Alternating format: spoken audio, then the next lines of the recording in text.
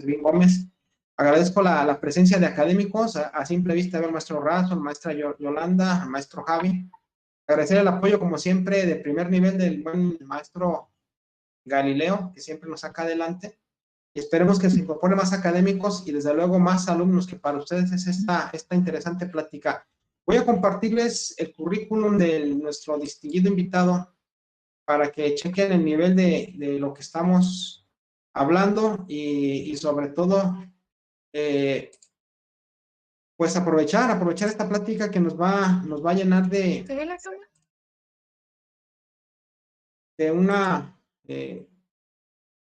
experiencia única, un momento en el cual podemos aprender, podemos crecer y es importante juntarnos con gente de nivel.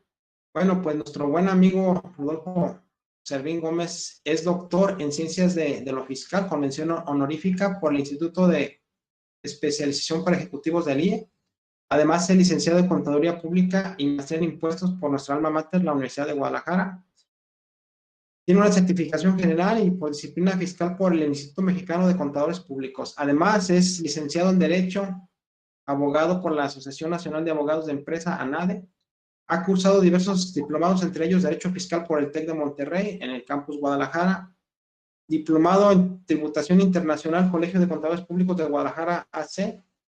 Un diplomado en Litigación Oral en California Western School of Law, en San Diego, California. Es socio de Servicios Legales y Fiscales de la firma Schutz Consultores y CIA SC. Como actividades colegiadas, les comento que fue presidente del Consejo Directivo en el 2019 en el Colegio de Contadores Públicos de Guadalajara, Jalisco.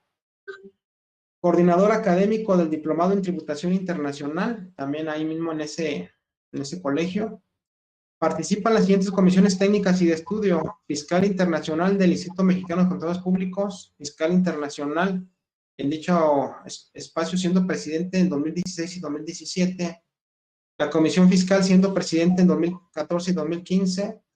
Presidente en el 2021 del Comité de Derecho Tributario ANADE, Colegio de Abogados. Además, es miembro de la Barra Mexicana de Colegio de Abogados, así como de la Asociación Nacional de Abogados de Empresa, ANADE, y del Ilustre Nacional Colegio de Abogados de México.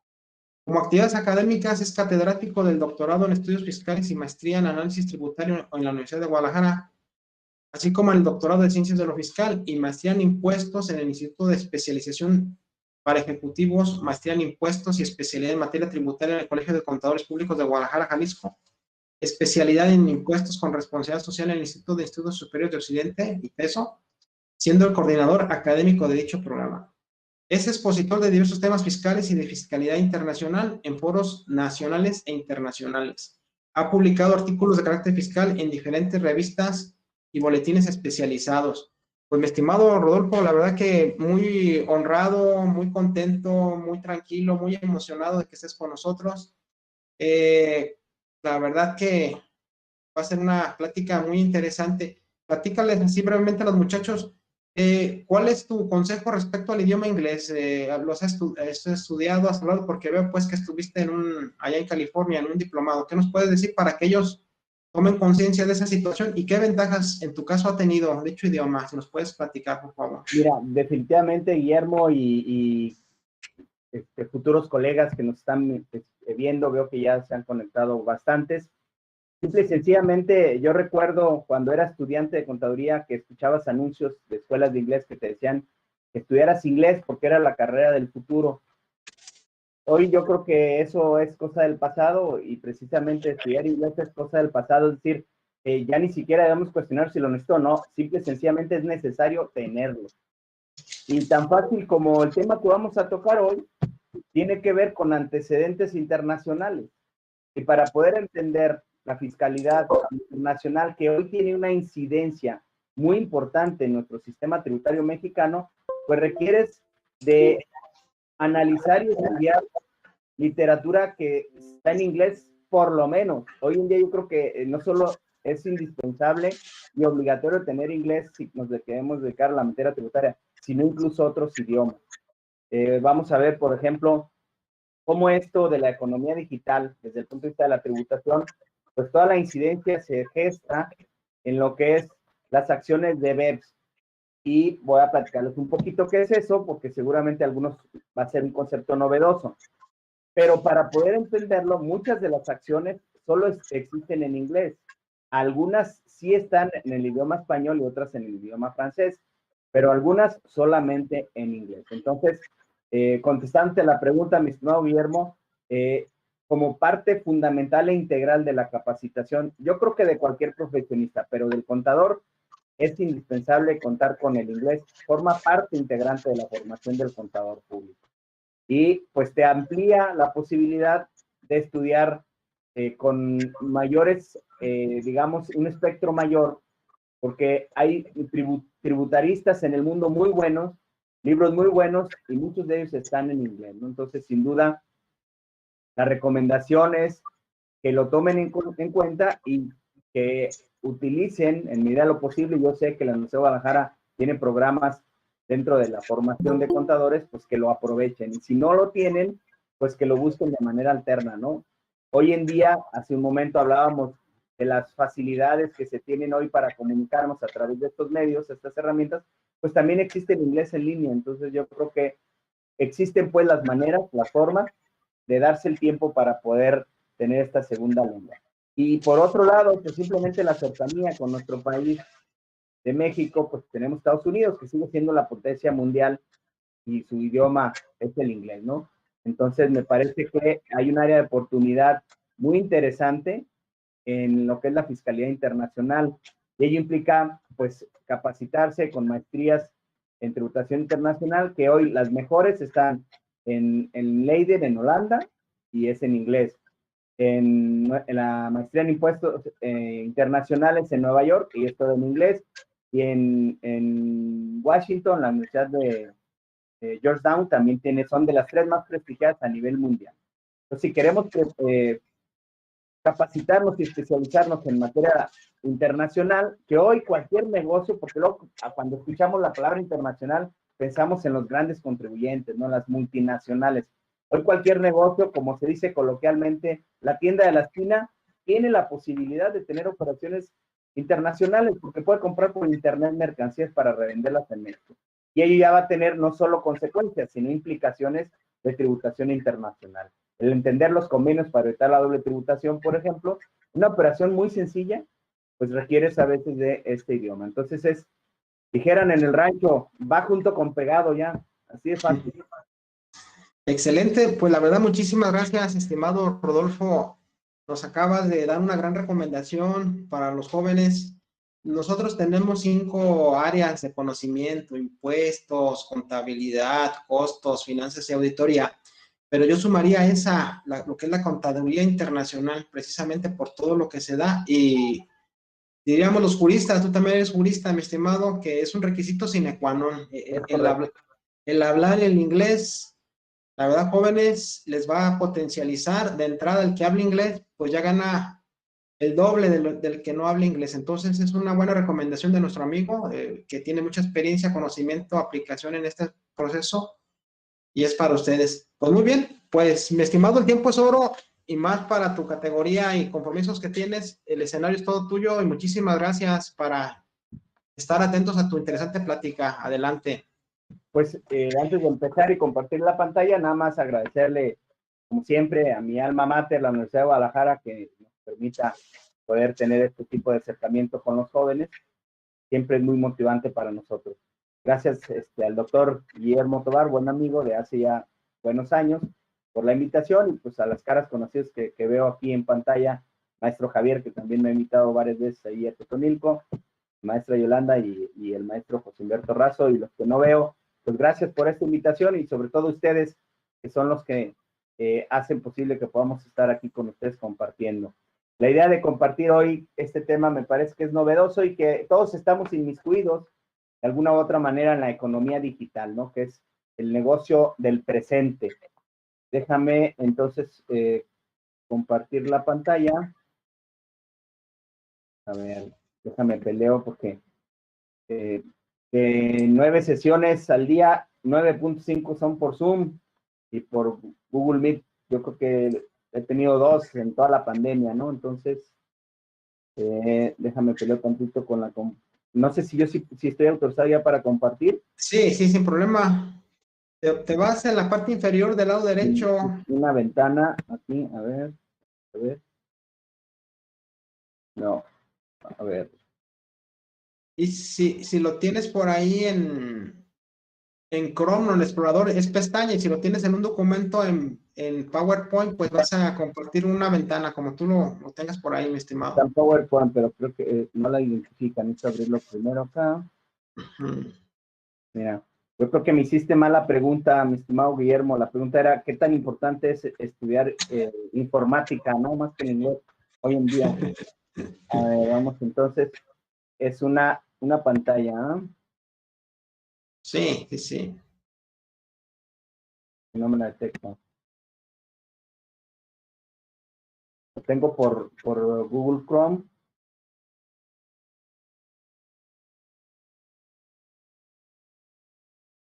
Aquí comentar a todos los compañeros que existe una gran disposición del doctor Rodolfo. Precisamente, prácticamente todas las reuniones que hemos hecho con él han sido por Zoom, pero adecuándose a las circunstancias, le comenté que ya estaba todo saturado por ahí, dijo que por mí, entonces han de disculpar, pero ahorita aprendemos y por mí sale el proceso sin ningún problema. Fíjate que no sé por qué no me deja. Digo, me da la opción de toda la pantalla, una ventana, una pestaña. Y es PowerPoint, entonces tiene que ser en una ventana, ¿no? Ajá. Y le abro y me saca compartir una ventana, pero no me habilita compartir. O dale pestaña, a lo mejor mi pestaña te lo está reconociendo por PowerPoint, vamos viendo.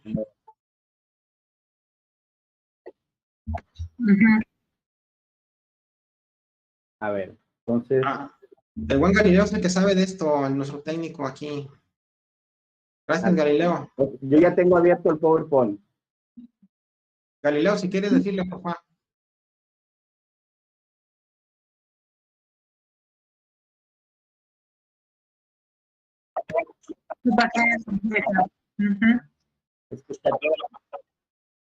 Cuando le doy pantalla completa me sale nada más los que estamos en la sesión y el de compartir no está habilitado. Dice cancelar.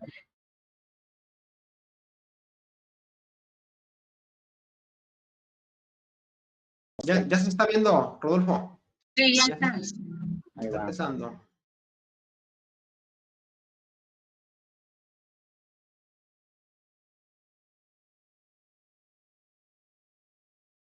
No se ve, ¿verdad? Dele clic en el PowerPoint.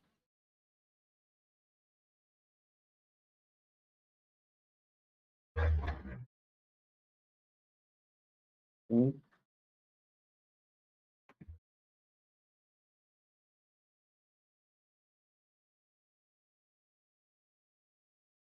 Ok, ahí está. Ahí está, ahora sí. Ok. Y yo no veo a nadie. ¿Cómo le hago para que se vean las dos pantallitas?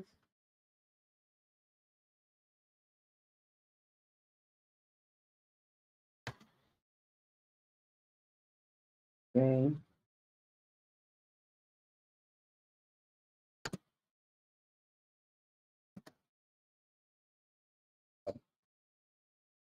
Ok, pues gracias por la ilustración. Ahora vamos entonces a ver precisamente hablando del tema digital, ¿no? La economía digital y su tributación en México. Para llegar a cómo estamos hoy en día en el tema de la tributación en México, primero tenemos que recorrer un poquito los antecedentes y luego pasar qué han hecho en el mundo y con eso nos va a quedar claro el por qué se está regulando la economía digital en México. Dicho sea de paso, pues es una regulación muy reciente, ¿no? Del año pasado, 2020 y de junio. Esto quiere decir que ni siquiera llevamos un año completo en México con la regulación desde la perspectiva de la economía digital, ¿no? Sin duda, el primer antecedente que tenemos que abordar es este plan de acción BEPS. Yo hace rato les decía, cuando me hacen la pregunta de por qué es relevante el estudio del inglés en la materia fiscal, en la materia contable, Y les decía que hoy en día, de los últimos años, yo les puedo decir sin temor a equivocarme, puntualmente que de 2014 para acá, las reformas fiscales en México, aproximadamente el 90% de las reformas fiscales se han basado en el Plan de Acción BEPS. Plan de Acción BEPS son 15 acciones que emanaron de la OCDE. Y la acción 1 se llama abordar los desafíos fiscales de la economía digital. ¿Y qué es el BEPS? BEPS no es más que el acrónimo de la palabra en inglés del Base Erosion and Profit Shifting, o erosión a la base gravable y transferencia de utilidades. Esto es, las compañías a nivel mundial buscan cómo optimizar su carga fiscal y a través de mecanismos legales, mecanismos no prohibidos por la ley, lo que logran es, con la combinación de diferentes sociedades a nivel mundial, con la aplicación de convenios para evitar la doble tributación, logran llevar la utilidad, por eso es traslado de utilidades, a una jurisdicción o un país que tiene ventajas fiscales, que tiene una tributación menor al país de que se trate. Y como consecuencia se erosiona a la base del país. Pongamos el ejemplo de México. Imaginémonos que México, una empresa que tiene operaciones a nivel mundial, y normalmente una compañía que tiene operaciones a nivel mundial, hoy en día los negocios más exitosos, pues son los de la economía digital, precisamente. Ustedes seguramente han escuchado frases como esta, que Uber es la empresa a nivel mundial que más riqueza genera dedicándose al transporte y no tiene un solo vehículo. Seguramente ya lo han escuchado más de una vez. Que Airbnb es la empresa más grande a nivel mundial que más genera ingresos por el otorgamiento del uso goce temporal de bienes, pero no tiene un solo inmueble. Eso no es nuevo para ustedes. Lo que estoy seguro que es nuevo es quién dijo eso. Eso lo dijo el autor del libro La economía, los economistas y la economía digital, que es Philip Arrau. Philip Arrau dice, bueno, primero además ese libro es el libro más vendido en el mundo y además lo vendió a través de economías digitales, de tal manera que no tiene una sola librería, es el libro más vendido del mundo, ¿no? El primer arrendador de habitaciones, Airbnb, no tiene un solo hotel. Y el primer vendedor de servicios de taxi no tiene un solo coche. Eso lo dice Philip Arrau en su libro Los economistas y la economía digital. Entonces, pensemos precisamente en ese tipo de negocios. Otro gigante de la tecnología, y voy a decir el nombre porque lo que les voy a decir ahorita es información pública, hay mucha fuente, mucha información de estudios e investigaciones, incluso periodistas que se han hecho en España, del caso de Apple, Google, Amazon, Starbucks, que ellos lo que hacen, dado que sus marcas están muy bien posicionadas a nivel mundial, esos intangibles, como lo es la marca, que genera un valor muy importante, las domicilian en países que tienen características en su jurisdicción fiscal, en su tratamiento fiscal. Uno de ellos, por excelencia, es Holanda e Irlanda. Y también Singapur.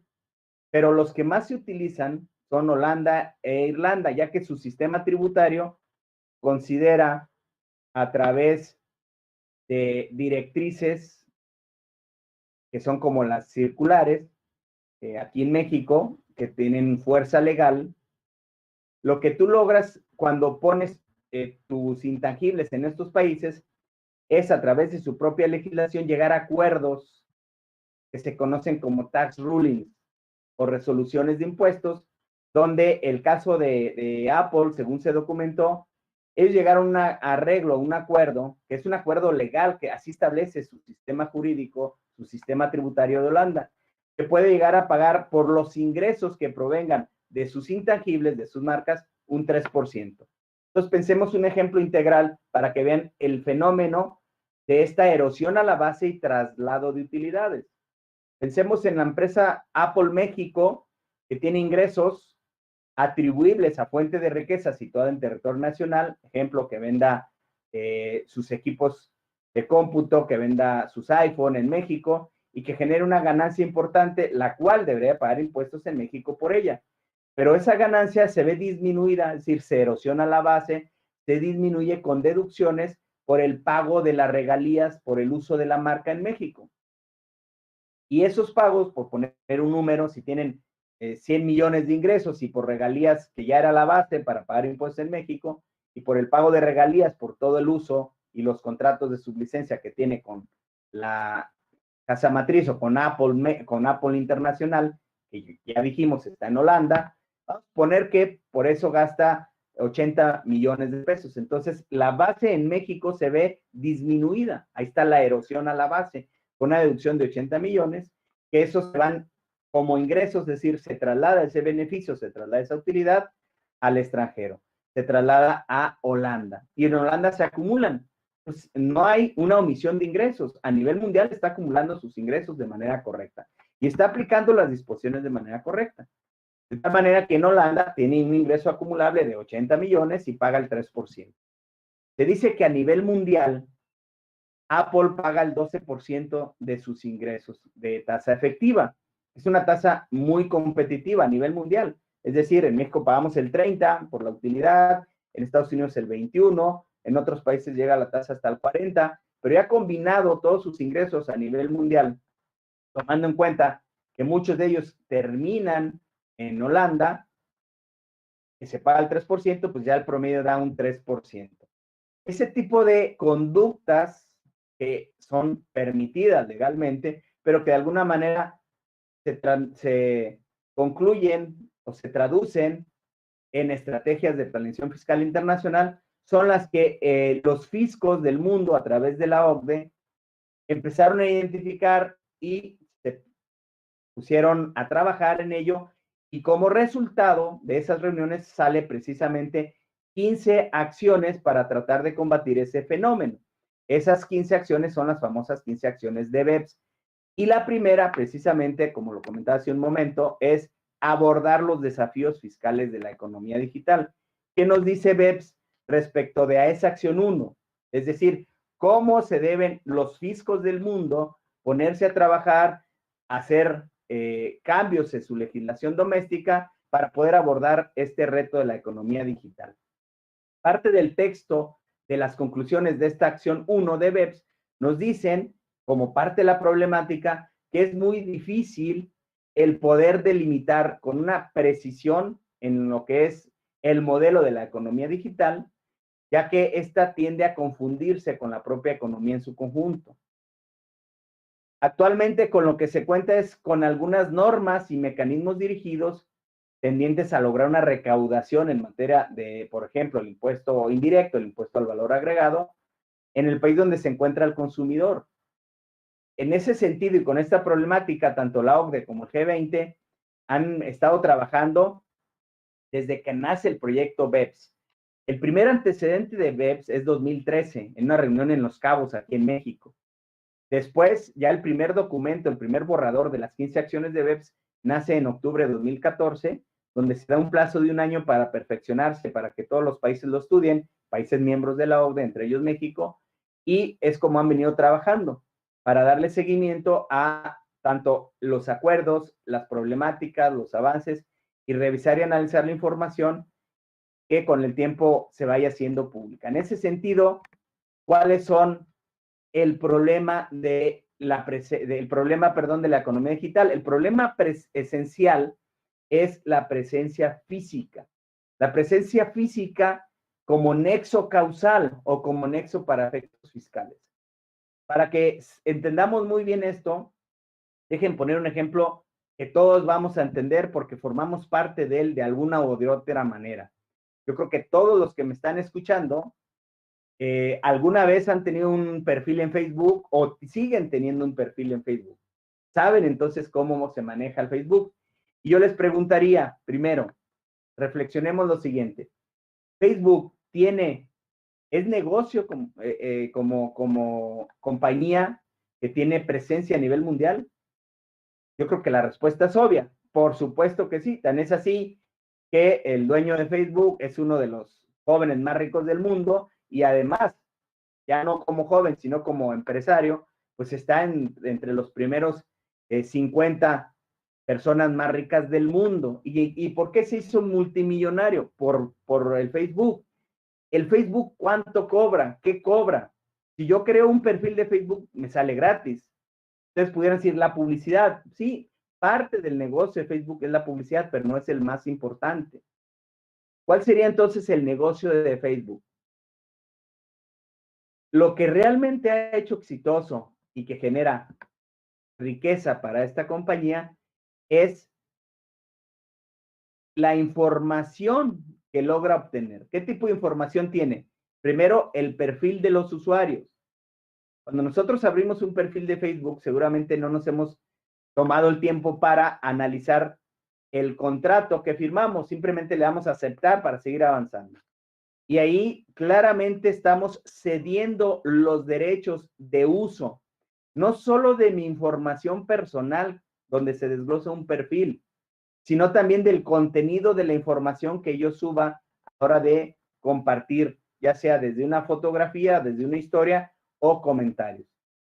De tal manera que imagínense el número de millones de cuentas que tiene hoy en día Facebook. Entonces, el número de información que posee y que tiene autorización previa por los usuarios para comercializarla. Y esa información que logra captar a nivel mundial es la que vende.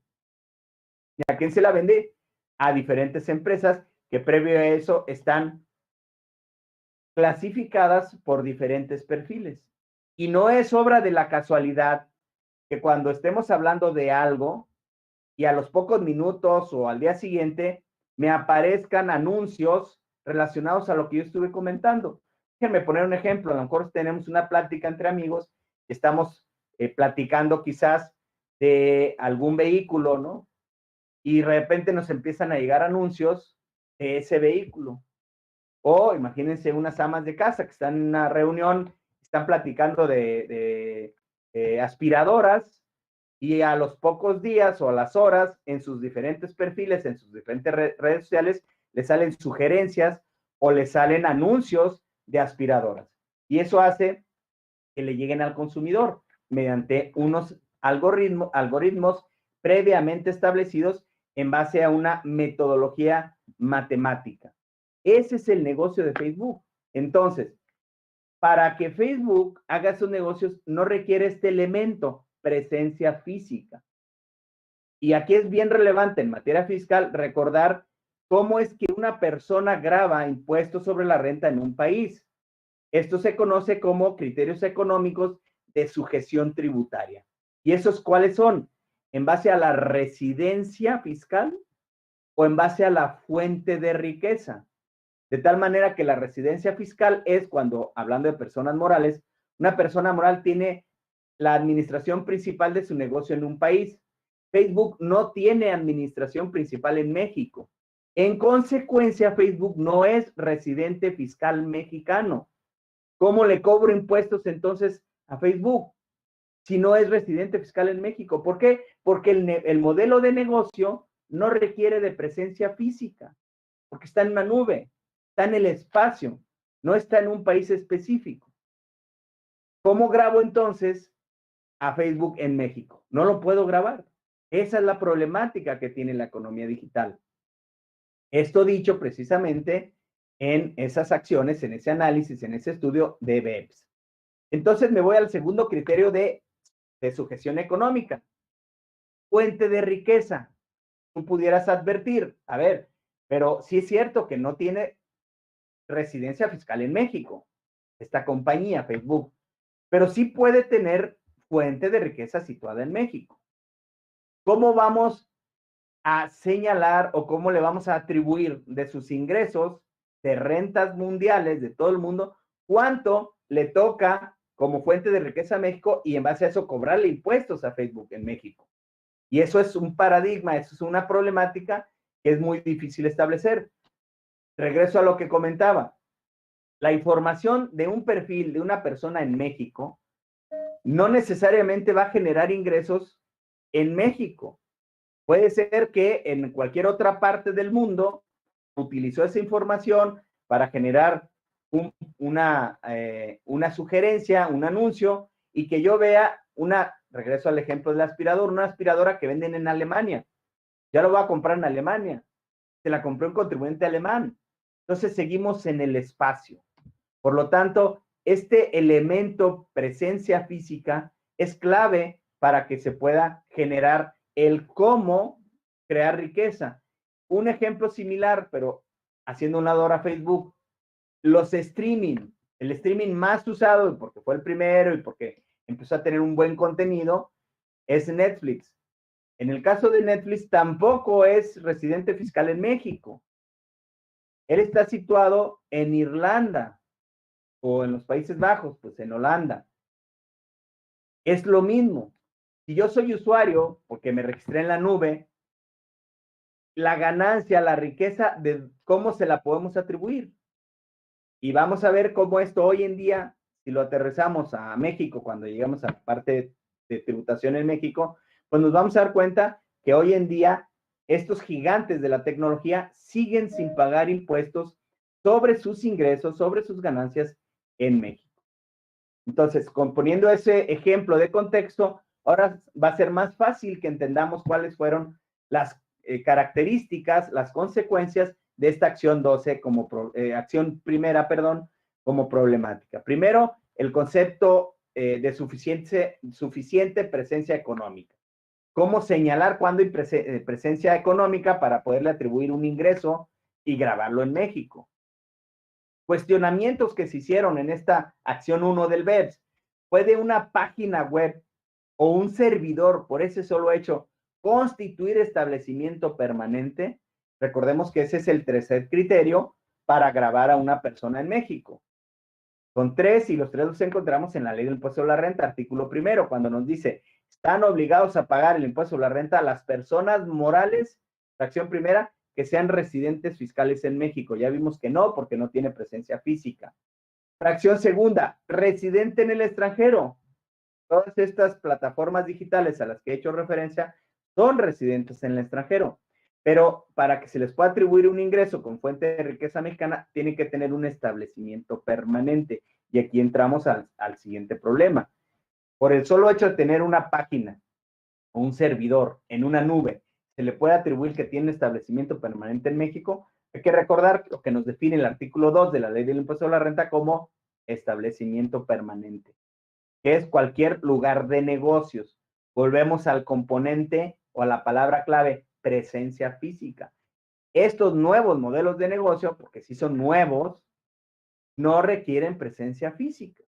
Pongamos otro ejemplo, Uber. ¿Cuál es el modelo de negocio de Uber? Uber, a través de una plataforma que está en la nube, que tampoco tiene presencia física, lo que hizo fue juntar dos necesidades a través de una plataforma. Por un lado está el usuario, que requiere una movilidad más eficiente que un taxi o que su propio vehículo. ¿Por qué se quedó sin vehículo? Porque va a ir a un lugar que es complicado el tráfico y complicado estacionarse. Tiene la opción de irse en taxi, pero el taxi había tenido un detrimento en su uso, en su infraestructura, no había vehículos actualizados, y entonces te ponen un concepto para satisfacer esa necesidad de movilidad, un vehículo de más reciente modelo, un vehículo limpio, un chofer exclusivo para ti, y que con la plataforma unen esta necesidad. Con la otra necesidad, ¿cuál es la otra necesidad del modelo de negocio de Uber?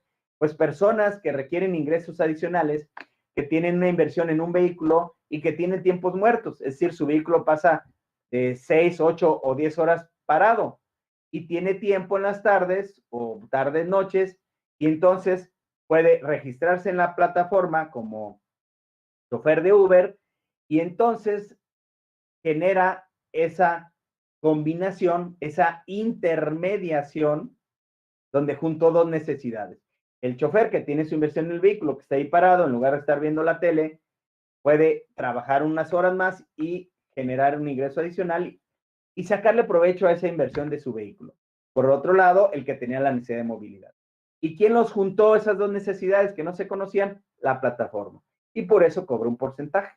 Entonces pensemos, un viaje de Uber que costó 100 pesos.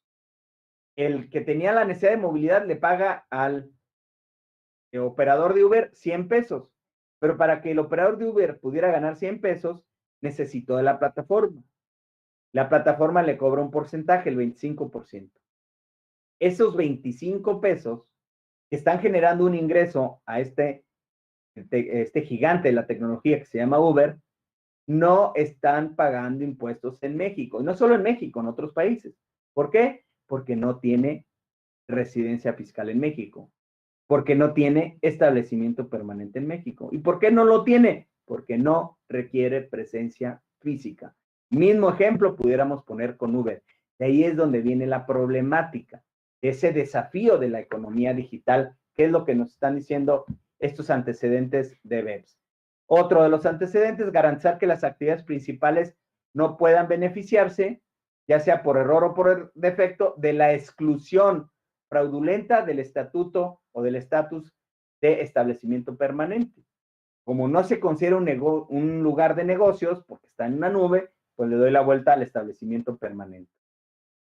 Que no pueda recurrirse a instrumentos o mecanismos ficticios para eludir las obligaciones inherentes a las rentas obtenidas mediante un establecimiento permanente. El resumen de este trabajo de las acciones de BEPS se da en 3 opciones. Se identifica la problemática que ya vimos, no existen las normas actuales fiscales que se pueda gravar cuando no hay establecimiento permanente, cuando no hay residencia fiscal, por falta de presencia física, ya lo habíamos dicho. ¿Cuáles son las 3 grandes sugerencias en el resumen de la acción de BEPS?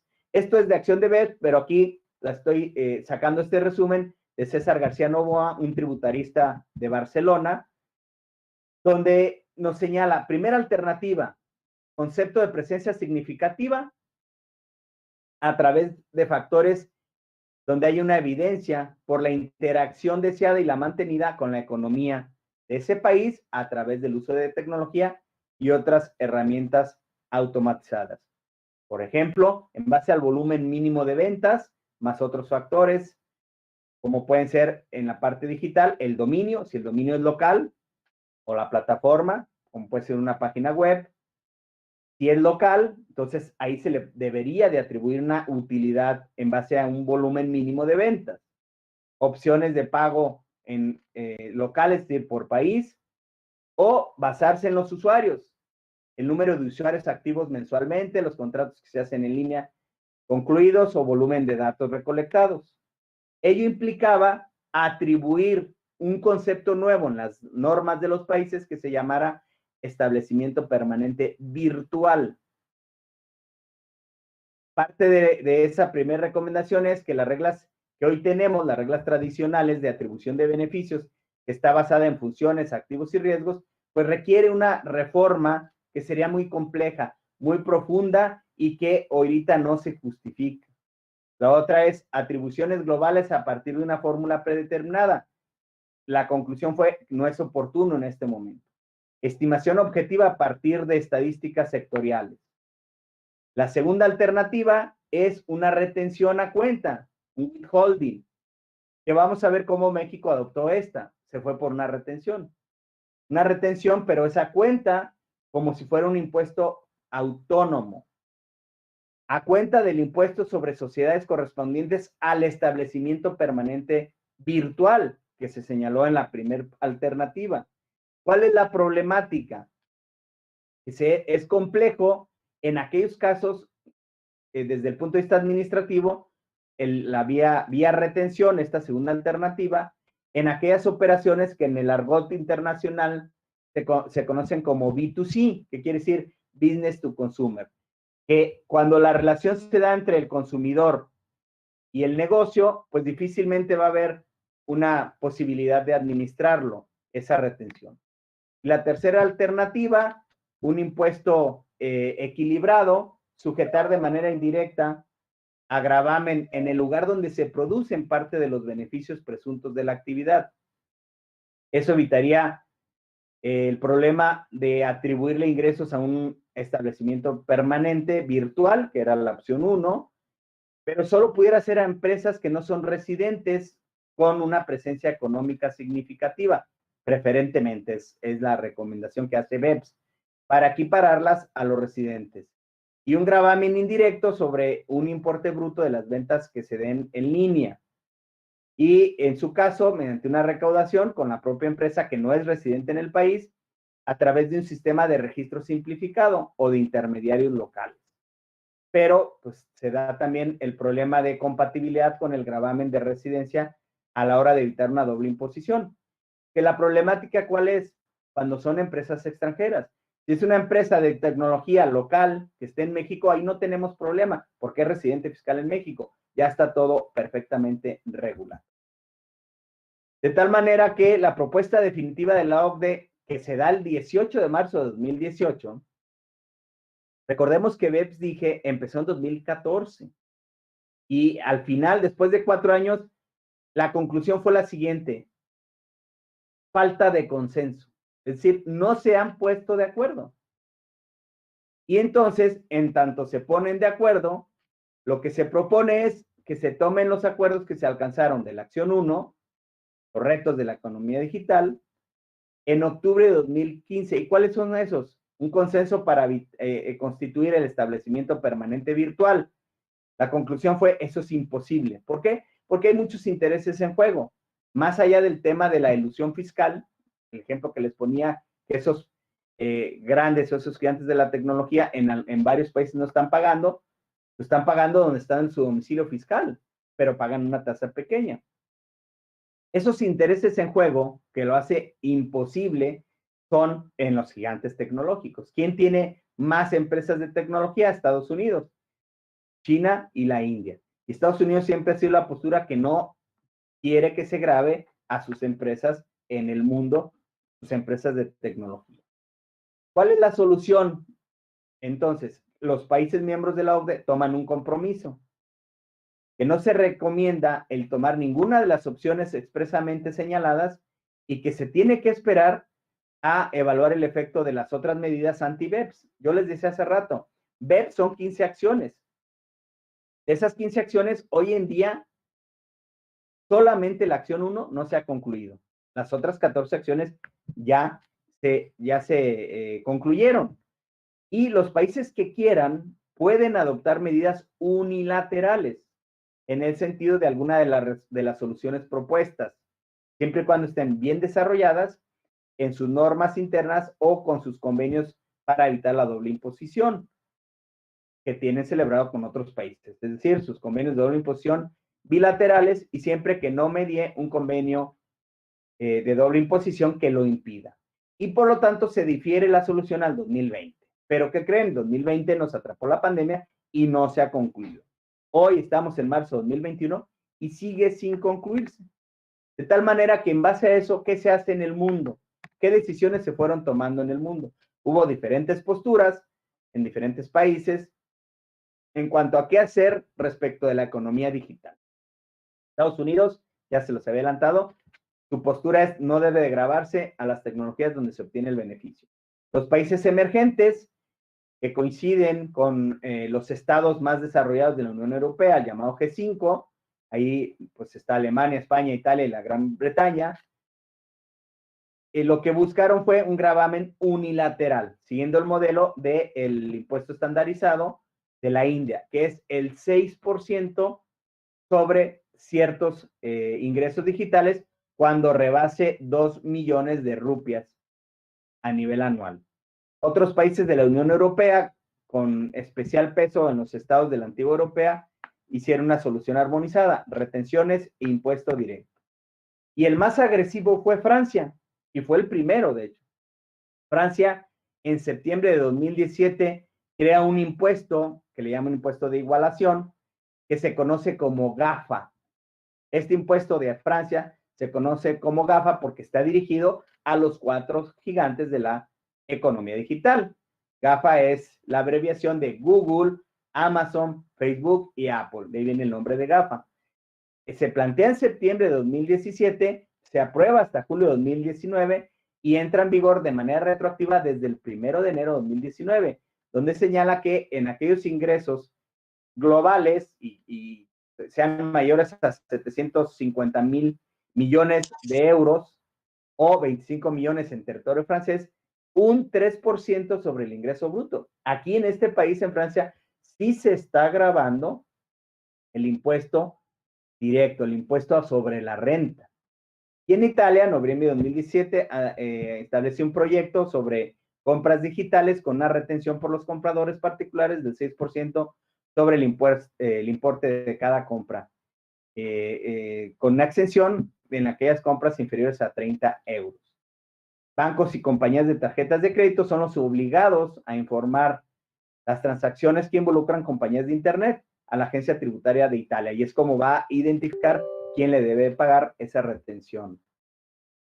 Y finalmente se aprueba un impuesto sobre ventas al B2B, es decir, business to business, cuando es de negocio a negocio, a través de Internet, cuya naturaleza hace que la prestación del servicio sea esencialmente automática y haya una mínima intervención humana. En esos casos se va a gravar con ese 6%. Hungría establece un modelo de impuestos sobre ingresos derivados de publicidad online, y el Reino Unido en 2017 establece un impuesto a los ingresos diferenciado por las ganancias de las empresas multinacionales que provengan de ventas y productos y servicios a clientes en el Reino Unido, donde las ganancias hayan sido transferidas a través de pago de regalías, los royalties, a una entidad relacionada con un país bajo, como lo decía en Holanda, pues es el caso que les planteé de Apple. Si le pagas un royalty o una regalía y el país está en un país bajo, entonces sí te voy a gravar en el Reino Unido con ese impuesto. Y en 2018 se establecen los impuestos sobre servicios digitales. También este modelo lo copia Luxemburgo, que lo vamos a ver ahorita en la lámina siguiente, y entró en vigor en abril de 2020. En la línea de la directiva de la Unión Europea, ya les había dicho, en los países que forman parte de la Unión Europea, se rigen a través de directivas fiscales. Lo que se crea es gravar la creación de valor derivada de los intervalos de la intervención, de los usuarios. Así es como se va a cuantificar. No es un impuesto general sobre ciertos servicios, sino sobre servicios realizados en uno de los modelos de negocio. Ya habíamos dicho el business to business o el B2B. Las empresas que tengan ingresos globales de al menos 500 millones de libras van a estar grabadas con este impuesto. Y los primeros 25 millones de libras que sean generados en el Reino Unido van a estar exentos. En España hace un anteproyecto de ley por el que se crea el impuesto sobre servicios digitales en octubre de 2018. Tiene un umbral para dejar fuera de gravamen cuando sea inferior a los 750 millones de euros a nivel mundial, y en aquellos casos que superen los 3 millones de euros en España. No se graban las ventas online, sino los ingresos provenientes de intermediación de rentas. Es decir, aquí crea un modelo generalizado sobre ciertos servicios. Es un híbrido. Y antes de México, pues es Luxemburgo, donde toma la propuesta de la directiva del 21 de marzo de la Unión Europea para crear un impuesto a los servicios digitales. Y Luxemburgo es el que más se aproxima a lo que no se pudieron poner de acuerdo en estas acciones de BEPS, a el establecimiento permanente digital. ¿Cuáles son la exposición de motivos para llegar a esa directiva? Que la presencia física ya no es necesaria para proveer servicios digitales. Por lo tanto, se requieren nuevos indicadores para grabar los modelos de negocios digitales. Actualmente, la atribución de utilidades en grupos multinacionales se hace en base a precios de transferencia, tomando en cuenta las funciones de activos y riesgos dentro de la cadena de valor del grupo. No obstante, la economía digital se basa en activos intangibles, que es lo que hemos venido hablando todo este rato, pues son activos intangibles que no tienen presencia física, están en una nube, y en base a la información de los usuarios y análisis avanzado de datos para extraer valor de dicha información. El ejemplo que yo les ponía de Facebook, realmente ese es el negocio. Toda esa información de los usuarios que la convierten o la pueden transmitir, enajenar, al extraer la parte que agrega valor a dicha información, los cuales son difíciles de evaluar.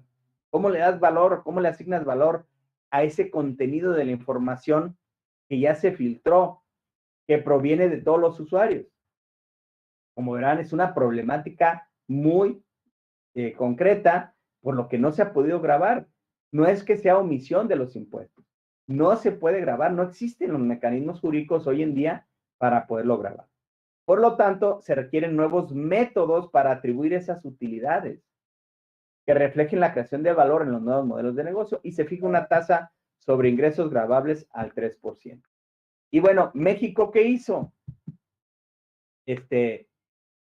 Bueno, y nada más, perdón, para concluir, en el caso de Luxemburgo, el propósito de esa directiva es establecer un sistema común en los países de la Unión Europea que sea similar mediante la creación de un impuesto a los servicios digitales. Y esos ingresos a los servicios digitales van a ser grabados en aquellos casos de publicidad que se haya colocado en una interfaz digital, puede ser a través de un software, un website o una aplicación móvil dirigida a los usuarios de esa interfaz digital. Ingresos para poner a disposición de los usuarios una interfaz digital multiusuario que les permita encontrar a otros usuarios para interactuar con ellos. Un ejemplo concreto, pues el Tinder, ¿no? O facilitar el intercambio de bienes, eBay, Amazon o la prestación de servicios, Uber, Airbnb, entre otros. Ingresos por proveer información acerca de los usuarios de una interfaz digital cuando esa información se genere por las actividades que realizan los mismos usuarios de dicha interfaz. El ejemplo concreto, Facebook. Y como ya habíamos dicho, 3% sobre ingresos grabados. Ese es un pasaje por el mundo de lo que se ha venido haciendo. Y en base a eso, llegamos a México. ¿Qué hicimos en México? Ahora sí, ya entendimos la problemática de la economía digital desde la perspectiva tributaria, desde el cobro de los impuestos. Y es una problemática de varios años que no tiene un consenso, como ya lo vimos. Pero en vía de que se ponen de acuerdo todos los países de cómo se van a repartir ese pastel de la tributación, de todo ese ingreso que se genera a nivel mundial, se recomendó que se pudiera tomar un mecanismo, un camino provisional vía impuestos directos sin que fuera más allá de los acuerdos que han tomado en esta acción BEPS, vimos el caso de Francia, o bien vía retención. México adoptó el de vía retención. Y recientemente, en 2 ocasiones se han hecho modificaciones a nuestro sistema tributario mexicano en materia de economía digital. Primero tenemos la reforma fiscal 2020, que es cuando se introduce una regulación específica. Primero en materia del impuesto sobre la renta, donde se crea una sección nueva, la sección tercera, en la ley del impuesto sobre la renta. Esta sección tercera se denomina de los ingresos por la enajenación de bienes o prestación de servicios a través de Internet, mediante plataformas tecnológicas, aplicaciones informáticas y similares. Y son muy pocos artículos, pero el artículo 113 nos dice, están obligados, ni siquiera es un régimen opcional, es un régimen obligatorio. Están obligados a pagar el impuesto establecido en esta sección. Recordemos que esta sección se denomina de los ingresos por enajenación de bienes, prestación de servicios a través de Internet, mediante cualquier plataforma digital. Entonces, si yo tengo un servicio con alguna de estas plataformas, la ley del impuesto a la renta en su artículo 113, reforma 2020, me dice, estás obligado a pagar el impuesto conforme a esta sección. ¿Quiénes? ¿Quiénes están obligados a pagar así? Las personas físicas que tengan actividades empresariales y que enajenen bienes o presten servicios a través de Internet, mediante plataformas tecnológicas, aplicaciones informáticas y similares. Ya me dijo entonces, ahí está, el sujeto del impuesto, persona física. Objeto del impuesto, los ingresos que obtenga por enajenación de bienes o prestación de servicio. Ahí está el otro elemento del impuesto. Recordemos, elementos del impuesto, sujeto, base, tasa o tarifa. Ya me dijo quién es el sujeto, ya me dijo cuál es la base, los ingresos, me falta la tasa o tarifa. Siguiente párrafo. El impuesto se pagará mediante retención. Se adopta entonces el mecanismo de los que se habían venido sugiriendo a nivel mundial, el pago de impuesto a la renta vía retención. Pero déjenme regresarme tantito al primer párrafo para no dejar ningún cabo suelto. ¿Quién está siendo obligado conforme a esta nueva sección de plataformas digitales? La persona física que mediante actividades empresariales obtenga un ingreso por usar la plataforma digital. Vamos a ponerle nombre y apellido. ¿A quién está regulando? En el caso de la plataforma de Uber, que es la más común y por eso agarro ese ejemplo. Pues al operador, al chofer. No están grabando a Uber. Sí queda claro. Estas reglas, en base a lo que acabamos de ver en los antecedentes de BEPS y lo que ha acontecido en el mundo, nos dejan claro que México adoptó la figura de la retención, pero al operador, porque no está grabando a la plataforma, no en renta todavía. Y se va a hacer mediante retención. ¿Quién va a efectuar la retención? La persona moral residente en México o, fíjense bien, o el residente en el extranjero, con o sin establecimiento permanente en el país, como está en la mayoría de plataformas digitales. Uber no es residente fiscal en México, no tiene establecimiento permanente y es residente en el extranjero. O a veces están constituidos no como personas morales, como alguna figura jurídica o una entidad jurídica en el extranjero. Aquí también las incluye, así como las entidades o figuras jurídicas extranjeras. ¿Cuáles? Las que proporcionan de manera directa o incluso indirecta el uso de las citadas plataformas tecnológicas. Entonces, no debemos confundirnos. Ya la parte de la tributación de la economía digital en México en renta, ahorita vamos a pasar ahí, va, en renta ya está tipificado para que se grabe, pero el operador, no la plataforma. Pero sí a la plataforma le pone cargas vía retención. Y esto va a traer como consecuencia un efecto de fines extrafiscales. Con esa información, porque va a obligar la ley a que estas plataformas digitales residentes en el extranjero se inscriban en México, los va a empezar a hacer cautivos. ¿Para qué? Para cuando ya se decida cómo se va a repartir esa riqueza, ahora sí grabarlos, pero mientras ya voy generando información. Esos son fines extrafiscales, no fines fiscales. ¿Cómo va a ser la retención? Según la reforma 2020, ahorita vamos a pasar a la reforma 2021, donde esto ya se modificó, ya se cambió. Se establece, en 2020 se estableció una retención en base a unas tablas que eran progresivas y son 3 tablitas. ¿Por qué está dividido en 3 tablitas? Porque está dividido por el tipo de ingreso que se tiene. El primero de ellos es prestación de servicio terrestre de pasajeros y entrega de bienes. Uber, Uber Eats, Didi, Sin Delantal, Rappi, todas estas plataformas que te llevan comida, es decir, entrega de bienes o mueven a usuarios. Y se daba mediante una tarifa, digo se daba en pasado porque esto ya cambió, ahorita que pasemos a la reforma 2021. Estamos viendo cómo ha transitado regulación joven, porque es 2020, pero entró en vigor hasta junio 2021, perdón, junio 2020 y se modifica ya en 2021. No tiene ni un año, yo les decía hace un momento. Y veíamos cómo la tabla para 2020 fue de ingresos de 5,500, una retención del 2% en este tipo de servicio. Y de más de 21,000, una retención del 8%. El otro tipo de servicios que se prestan a través de plataformas digitales es Airbnb, prestación de servicios de hospedaje, con una tasa de retención progresiva en base a esta tabla del 2 hasta el 10% en ingresos mayores a 35. Y el otro es enajenación de bienes y prestación de servicios. Una enajenación de bienes a través de plataforma digital, pues es cuando yo utilizo un intermediario, eso es bien importante, porque luego hay reglas particulares en IVA, sobre todo en la intermediación de servicios digitales. Para entender la intermediación, podemos poner 2 ejemplos muy concretos y lo vamos a entender muy fácil porque seguramente todos los que están viendo, por lo menos alguna vez, han sido usuarios. Mercado Libre o Amazon. Amazon no vende el producto. Juan Pérez tiene un producto y quiere tener más exposición para abarcar más clientes.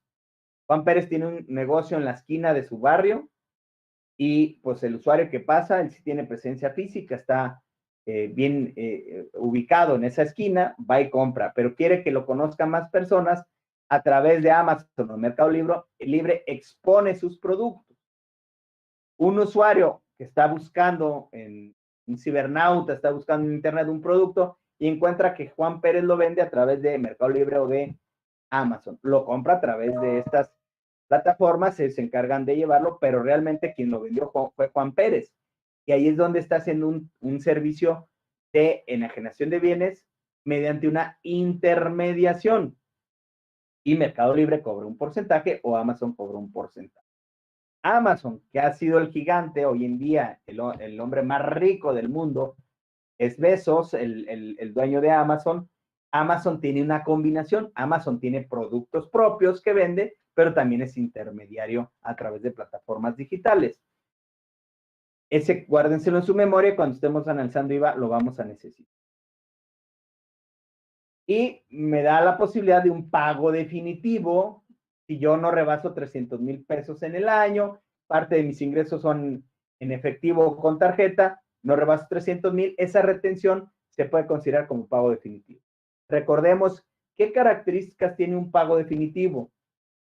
Que no necesito presentar una declaración anual, porque de lo contrario, esos pagos, las retenciones son pagos provisionales. Pagos a cuenta del impuesto anual y tengo que señalar, presentar mi declaración anual. ¿Qué obligaciones le establecieron a quienes tengan ingresos y apliquen esta nueva sección de ingresos a través de plataformas digitales? Primero, personas morales residentes en México o residentes en el extranjero con o sin establecimientos permanentes en el país tendrán las siguientes obligaciones. ¿A quién le está estableciendo obligaciones? A los retenedores, que no son los que van a pagar el impuesto, es decir, a las plataformas digitales. Primera obligación, si es residente en el extranjero, aunque no tenga establecimiento, de hecho nos dice sin establecimiento permanente, porque precisamente esa es la problemática, que no tiene establecimiento permanente. Porque si fuera establecimiento permanente, simple y sencillamente es contribuyente del ISR y listo, no era necesario todo esto. Así como cualquier entidad o figura jurídica extranjera, deberán cumplir las obligaciones que prevé las fracciones 1, 6 y 7 del artículo 18D y lo previsto en el inciso de fracción segunda del artículo 18J de la ley del IVA. Está regulado muy mal porque primero empezamos con la ley del ISR y a retención, pero donde están más claras las obligaciones para el retenedor, la plataforma digital extranjera, están en IVA.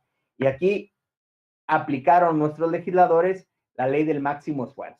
En lugar de establecer aquí las cargas, dicen, pues como dice la ley del IVA. Al final de cuentas, estas obligaciones se traducen en registrarse, nombrar un representante legal en México, señalar un domicilio, y tú dirías, bueno, pues todo eso los obliga ya, o por eso lo hecho, constituyen establecimiento permanente. Pero la ley del IVA de manera expresa dice, por ese solo hecho no se va a considerar que constituyen establecimiento permanente. Entonces siguen sin tener establecimiento permanente. Proporcionar un comprobante fiscal a las personas físicas a las que les efectuaron la retención dentro de los 5 días siguientes. ¿Esto para qué? Para que el usuario, el operador de Uber, por ejemplo, tenga su constancia y esa retención, ya dijimos, era un pago provisional a cuenta de su impuesto. Proporcionar la información alzada, que se refiere al artículo 18J, fracción tercera, otra vez de la ley del IVA. ¿Qué es esta información? Nombre de los usuarios, importe retenido, fecha en que se retuvo y a través de qué banco le hizo el pago. Retener y enterar el impuesto sobre la renta que corresponda en base a esta tablita progresiva. Mediante declaración que deben de presentar el 17 del mes inmediato siguiente. Y si el contribuyente no me proporciona su RFC, pues ¿cómo le hago la retención? Para saber a quién, por cuenta de quién estoy efectuando esa retención. Aquí hay un castigo para el que no me proporcione mi RFC y la retención se va a ir al 20%. Y otra obligación para el retenedor, la plataforma extranjera, es conservar como parte de la contabilidad la documentación con la que acredite que llevé a cabo la retención. ¿Qué pasó en IVA? También reforma 2020. Esto es clave. Se modifica el artículo 16. La parte que está en rojo es lo que se modificó del artículo 16. El artículo 16 de la ley del IVA está en el título de prestación de servicios, donde me señala que se entiende que el servicio se presta en territorio nacional. Hay que recordar que el IVA, a diferencia de la ley del ISR, tiene una característica particular. El ISR ya hemos venido señalando, grava en base a la residencia o la fuente de riqueza. Y el IVA grava en función del territorio, es decir, sobre ingresos territoriales. Artículo primero de la ley del IVA me dice, estás obligado, persona física y persona moral, a pagar el IVA cuando realices los siguientes actos o actividades en territorio nacional. Enajenación de bienes, prestación de servicios, otorgamiento, uso, goce de bienes y la importación. Entonces, si yo presto un servicio profesional independiente, cobro por honorarios. En México es un acto grabado. Pero si presto ese mismo servicio, pensemos en asesoría contable, asesoría fiscal, a un residente en el extranjero y el servicio lo presto en territorio extranjero, no es un servicio grabado por la ley del IVA, porque no se prestó en territorio nacional. Por lo tanto, los servicios digitales, de plataformas digitales, no se prestan en territorio nacional o no se puede identificar si se prestan en territorio nacional. Esa era la problemática. Si no está en territorio nacional, no está grabado con la ley del IVA. Se modifica el artículo 16 del IVA para hacer este nexo causal. Y con la modificación de 2020 me dice, tratándose de servicios digitales, a que se refiere el artículo 18b, que ahorita más adelante vamos a definir el 18b, que son todos los que se pueden prestar a través de Internet o de medios digitales o de plataformas. Prestados por residentes en el extranjero, sin establecimiento en México. Si se fijan, siempre se refiere a los residentes en el extranjero que no tienen establecimiento en México, que es a los que se tiene que llegar, porque hoy no pagan impuestos. Como ya vimos, ISR siguen sin pagar impuestos. En IVA no pagaban IVA, pero ya con esta reforma de 2020 ya pagan IVA. Entonces, esta reforma está dirigida precisamente a esos residentes en el extranjero sin establecimiento permanente. Es muy importante que me defina cuándo este servicio se considera que se prestó en territorio nacional, porque ahí está ese vínculo, ese nexo causal para poderlo grabar con IVA. Y me dice, se considera que el servicio se presta en territorio nacional, ojo con esto, cuando el receptor del servicio se encuentra en dicho territorio. Y se estará a lo dispuesto en el capítulo 3 bis. Ese es un capítulo nuevo que nace en 2020. Este capítulo 3 bis tiene dos secciones. La sección 1, que es disposiciones generales. Este capítulo se refiere a la prestación de servicios para efectos de IVA, de servicios digitales por residentes en el extranjero sin establecimiento en México. Otra vez, el extranjero que no tiene establecimiento en México, porque si lo tuviera, no necesito esto, ya estaría grabado por ese establecimiento permanente, pero esos eran los que estaban sin grabar. En base a lo que vimos hace un momento de BEPS, México adopta, sí los voy a grabar con IVA. ¿Qué dice la sección primero? Para los efectos del cuarto párrafo del 16, este que acabamos de analizar, el nexo causal. Me dice, para efectos de que se considere en territorio nacional, se darán a considerar únicamente los servicios digitales que a continuación se mencionen, siempre y estos se proporcionen mediante aplicaciones o contenidos en formato digital a través de Internet u otra red fundamentalmente automatizada, ya sea que requiera intervención humana mínima o no. Y una regla fundamental, siempre que los servicios mencionados se cobre una contraprestación. Si no hay contraprestación, no es un acto grabado por la ley del IVA. Ejemplo, WhatsApp, que todos utilizamos. WhatsApp es un servicio digital, se proporciona mediante una aplicación o contenidos en formato digital a través de Internet o otra red. Pero no hay una contraprestación. Entonces, tiene que ser servicios digitales mediante cualquier medio digital o Internet, pero además que haya contraprestación.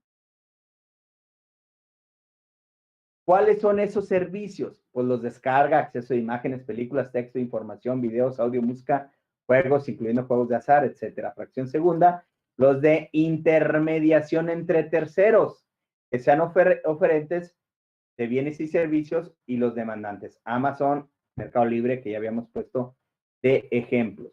Ojo con esto.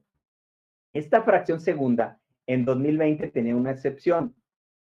Si es un servicio de intermediación a través de servicios digitales, grava IVA, pero me decía, no aplicará cuando tengan por objeto la enajenación de bienes muebles usados. Pero esto cambió en 2021, ahorita lo vamos a ver. 2020, si yo vendía un bien a través de Amazon o de Mercado Libre, pero era usado, no se podía, no estaba grabado por disposición expresa de esta fracción segunda del artículo 18b de la ley de IVA. También clubes en línea y páginas de citas y los de enseñanza a distancia o test de ejercicio. Dijimos que de acuerdo al nexo causal, en el artículo 16, se va a considerar que el servicio se presta en México y como consecuencia se va a gravar con IVA cuando el receptor del servicio se encuentre en territorio nacional. ¿Y eso cuándo se da? Bueno, el 18C me lo aclara. Se da cuando se dé alguno de los siguientes 4 supuestos. Primero, que el receptor haya manifestado al prestador del servicio un domicilio ubicado en territorio nacional. Hagamos este ejercicio pensando en un streaming como Netflix. Yo me doy de alta en Netflix para que me preste el servicio y para que grabe IVA, antes de esta reforma, el servicio de Netflix costaba 100 pesos y ya, a partir de hoy cuesta 116, porque es más IVA. Antes de esta reforma no grababa IVA, porque no se consideraba que se estaba llevando a cabo ese servicio en territorio nacional. A partir de la reforma, pensemos entonces que yo me doy de alta en Netflix y le pongo que al prestador del servicio, es decir, a Netflix le pongo que tengo un domicilio en Guadalajara, Jalisco. Por este solo hecho, de acuerdo a este artículo, se va a entender que el receptor del servicio se encuentra en territorio nacional. Eso actualiza la hipótesis del artículo 16 que acabamos de ver, que se considera entonces que el servicio se prestó en territorio nacional y estaría grabado con IVA. Aquí sí, grabado por la plataforma digital. Y a final de cuentas, el IVA es un impuesto al consumo, quien lo pone de su bolsa es el usuario. Entonces sigue siendo de la riqueza del mexicano. Ejemplo, Rodolfo Servín se da de alta y ahora va a sacar 16 pesos de su bolsa, se los paga Netflix y Netflix se los paga al SAT. Sí, el causante fue Netflix, pero el que pagó, como pasan todos los impuestos indirectos, es el usuario final, el consumidor final. Segundo supuesto para que el servicio se considere que se prestó en territorio nacional. Porque la primera fracción, o sea, yo lo pongo que vivo en Dubái, ¿no? Cuando me di de alta y ya no estoy en la fracción primera. Fracción segunda, que el receptor del servicio realice el pago al prestador del servicio mediante un intermediario ubicado en territorio nacional. Pues pago con mi tarjeta del Banco Fuerte de México, con Banorte. Aunque le puse que mi domicilio estaba en Dubái, pago con mi tarjeta de Banorte. Con eso se entiende que el servicio se prestó en México y grava IVA. Fracción 3, que la dirección de IP en la que se utilicen los dispositivos electrónicos del receptor del servicio corresponda al rango de direcciones asignadas a México. Si lo uso desde mi iPhone, desde mi computadora, pues el IP es de México y con eso ya está en territorio nacional. Y por último, que el receptor haya manifestado al prestador del servicio un número de teléfono cuyo código sea de México. Con eso se entiende que el servicio se presta en México y con eso se grava con IVA. Esta fue reforma 2020 y por lo tanto a partir de 2020 Netflix empezó a causar con IVA. Ese es el efecto de la tributación de la economía digital en México en materia de IVA. Y la sección 2 de este mismo capítulo 3 bis, esta sección 2, vean a quién está dirigida. De los servicios digitales, pero ¿cuáles? De intermediación entre terceros. Ya lo señalé en 2 o 3 ocasiones. Amazon es el ejemplo de intermediación, aunque es un híbrido porque también vende productos. Mercado Libre, un ejemplo de intermediación. Entonces, esta sección segunda establece que los servicios digitales de intermediación entre terceros, los residentes en el extranjero sin establecimiento en México, es decir, la plataforma digital, que proporcione servicios a que se refiere la fracción 2 del artículo 18b, que es intermediación de servicios, aquí lo reitera de nuevo, que operen como intermediarios en actividades realizadas por terceros, afectos al pago del IVA, estableció en esta ley, además de las obligaciones que ya vimos como operador, estarán obligados a lo siguiente: uno, publicar en su página de internet, aplicación, plataforma o cualquier otro medio similar, en forma expresa y por separado, el IVA correspondiente al precio que se oferten los bienes o servicios. Antes de esto, si yo vendía una computadora a través de Mercado Libre, era sin IVA. Y si yo no estaba dado de alta, que era economía informal, pues había una evasión en ISR y en IVA.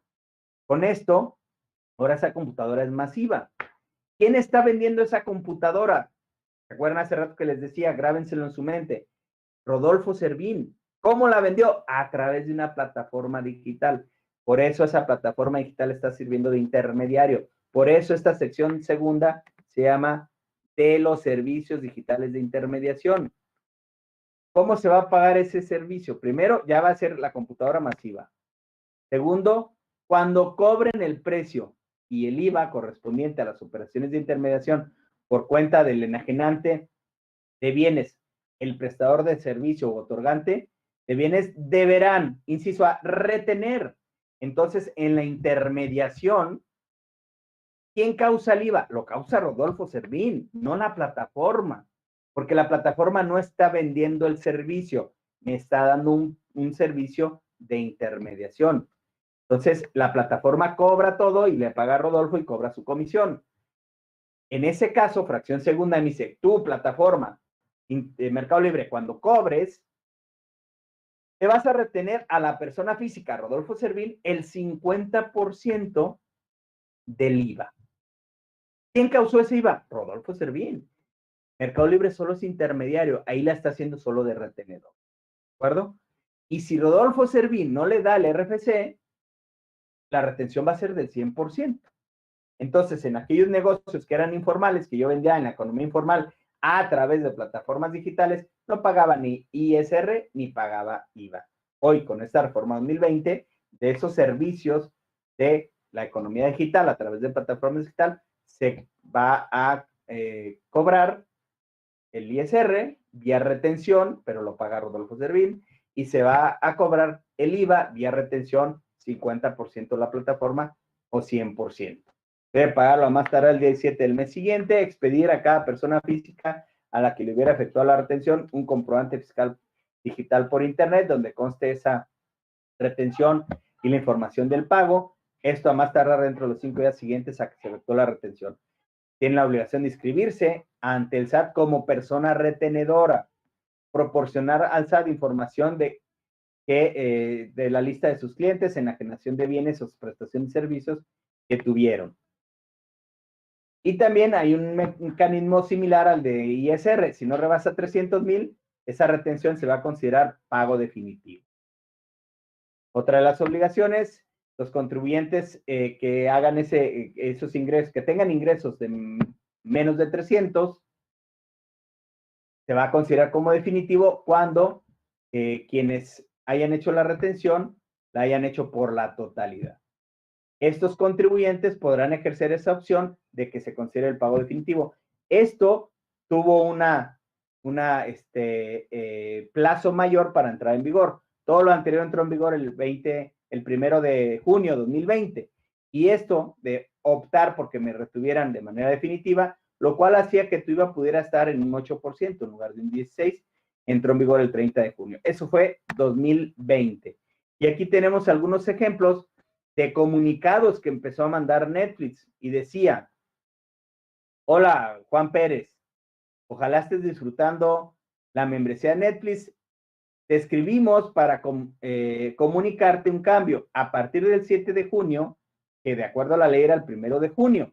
¿Por qué dicen estos comunicados el 7 de junio? Porque Netflix corta los días 7. Tu tarifa de Netflix incluirá un impuesto al valor agregado del 16%. Tu tarifa mensual con impuesto incluido será de 196. Otro tipo de aviso: a partir del 7 de junio 2020, tu tarifa mensual incluirá un impuesto que se aplicará a los servicios digitales. Tu tarifa mensual con el impuesto incluido será de 266. Esto varía dependiendo de los aparatos que puedas tener, ¿no? Los servicios contratados.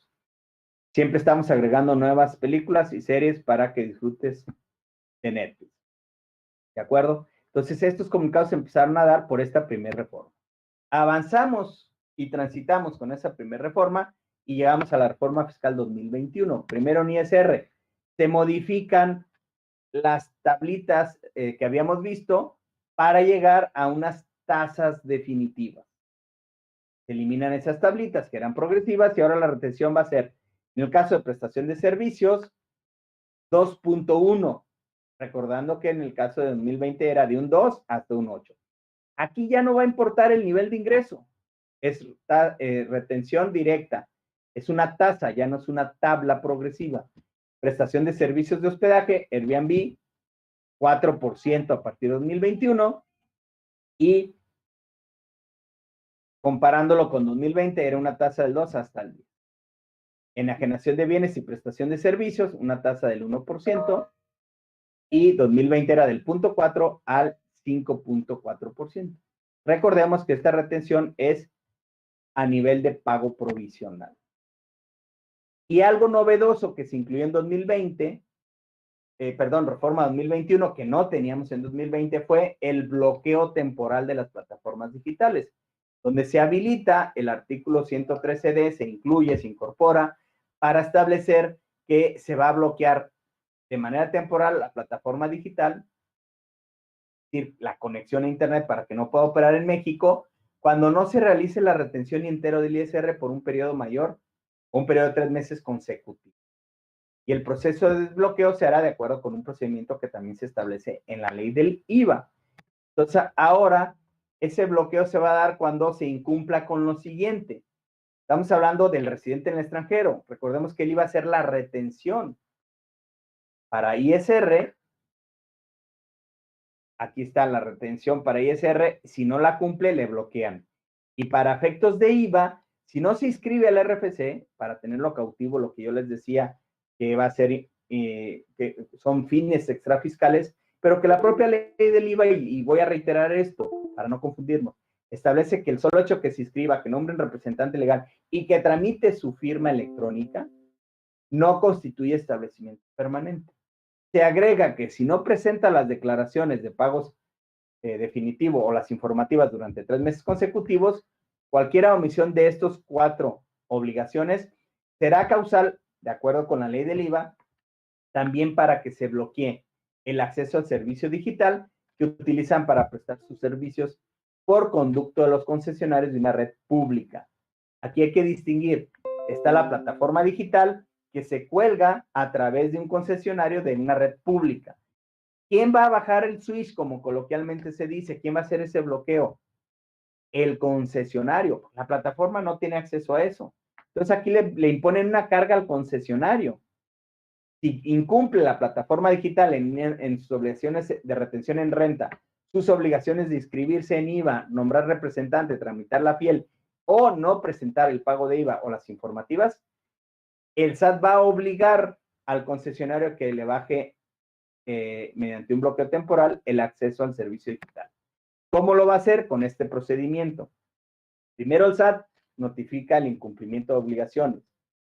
Le da 15 días para desvirtuar los hechos y le puede dar 5 días adicionales. Después, 5 días para requerir información adicional y 5 días para contestar el requerimiento y 15 días para notificar la resolución por parte del SAT. Una vez que pasó este procedimiento y si incumplió, tiene que dar la orden al concesionario. El concesionario no es la plataforma, el concesionario es el que tiene una concesión para operar fibra óptica, para operar el espectro radioeléctrico, para que puedan operar estas plataformas digitales, y el SAT le va a avisar a ese concesionario: hey, concesionario, Netflix incumplió, ya pasamos todo el procedimiento y tienes tu concesionario, Cano. Él nada tiene que ver con el incumplimiento de la plataforma, pero tiene la obligación de hacer el bloqueo. Para eso tiene un plazo de 5 días.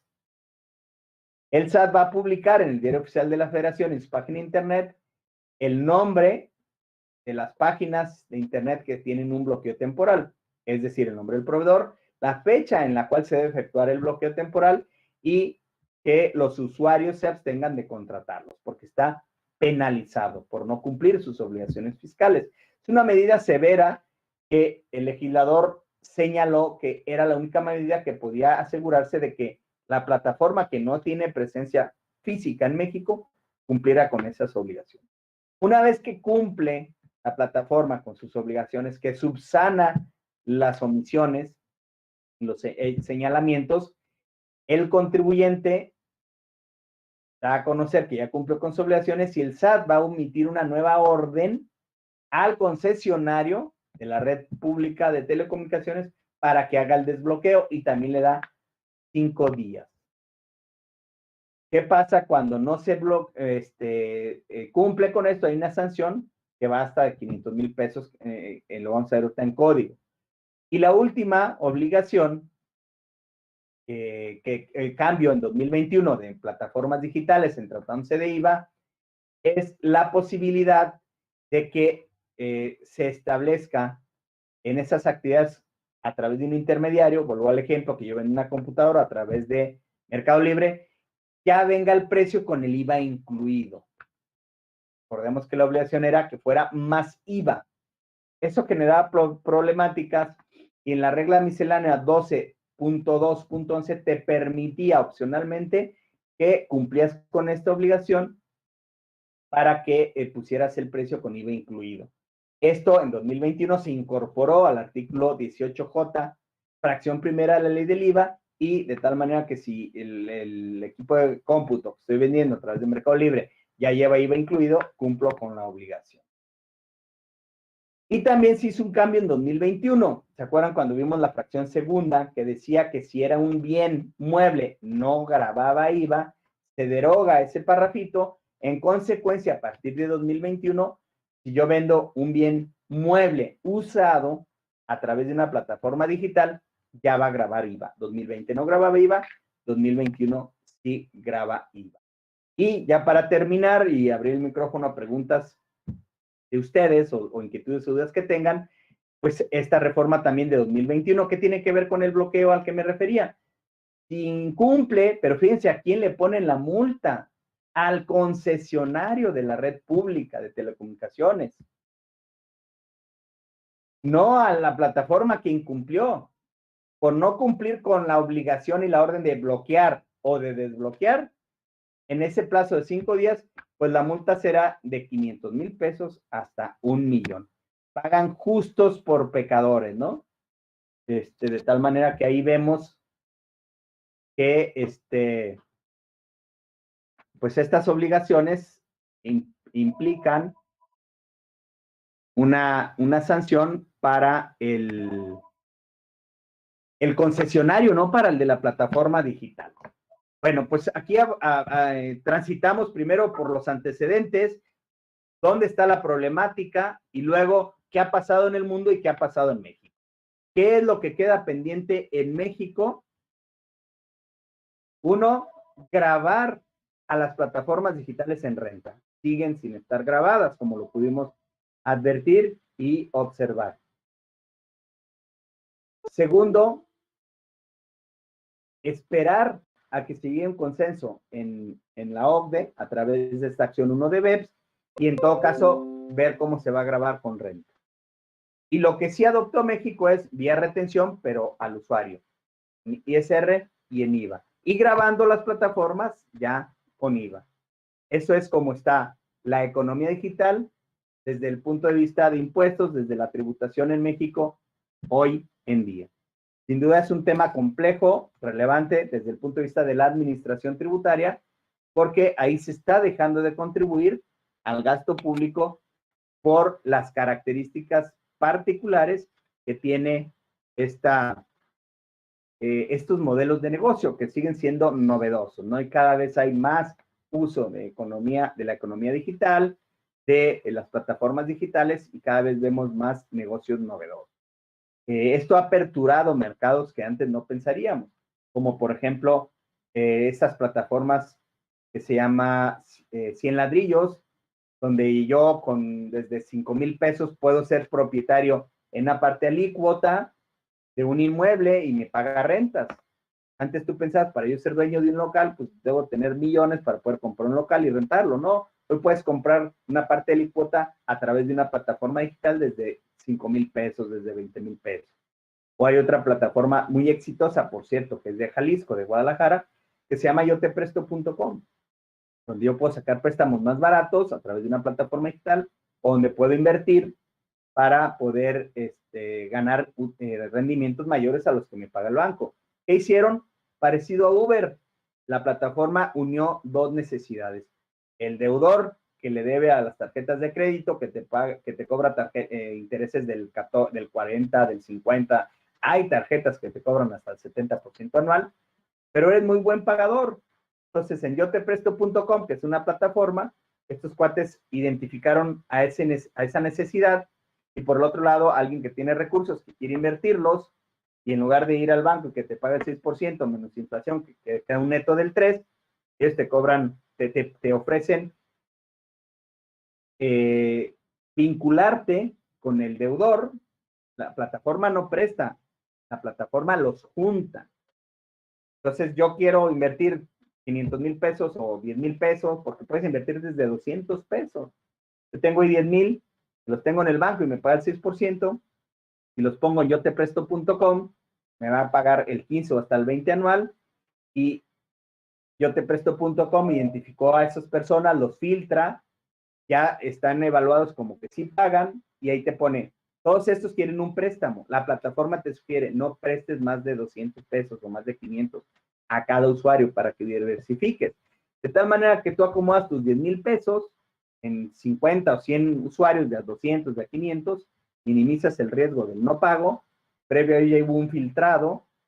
La plataforma presume que de cada 10 que solicitan un crédito y hacen una investigación previo, solamente el 3% califica, el 97% es desechado. O sea, ya están filtrados. Son personas que sí pagan y que quieren bajar su tasa de pago.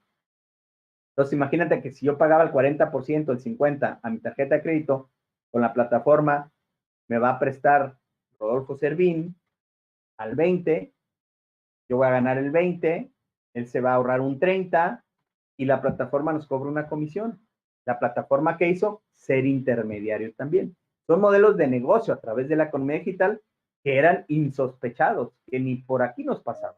Y están al acceso de todos ustedes, que pueden ser desde 1,000 pesitos, así como el de ladrillos.com. Luego busquen información a ese de yotepresto.com, ahí hay videos donde explican cómo funciona, o pueden meter a la página directamente, y pues son modelos de negocio que funcionan a través de la economía digital. Es, sin duda, el presente. Ya no es el futuro, es el presente. Y las consecuencias fiscales en materia tributaria, pues no podían ser la excepción. Las acabamos de analizar, por lo menos de cómo está regulado hasta el día de hoy. Bueno, pues espero que haya sido de su interés, porque todos son usuarios de las plataformas digitales, y mi intención de tocar con todos ustedes como estudiantes de contaduría este tema hoy era precisamente porque es una situación que todos usamos, pero que tiene implicaciones de nuestra materia, de nuestra profesión. Tiene implicaciones de la tributación. Y hoy lo compartimos con ustedes, cómo está en México la regulación, pero también cómo está en el mundo. Con esto yo termino y estoy a sus órdenes si tienen preguntas.